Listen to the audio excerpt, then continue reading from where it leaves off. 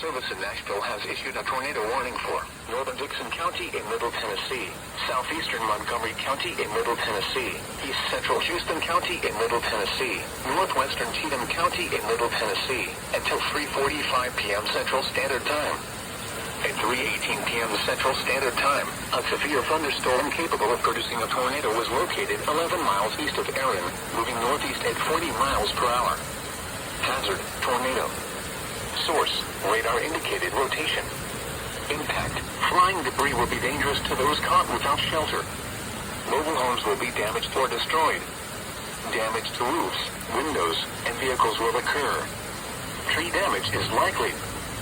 This tornadic thunderstorm will remain over mainly rural areas of northern Dixon, southeastern Montgomery, east central Houston, and northwestern Cheatham counties, including the following locations: Sladen, Cheatham Dam, and Van Leer.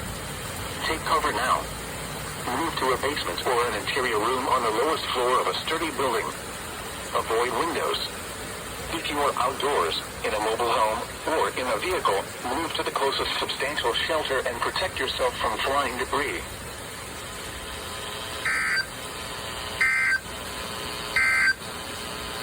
At 3:20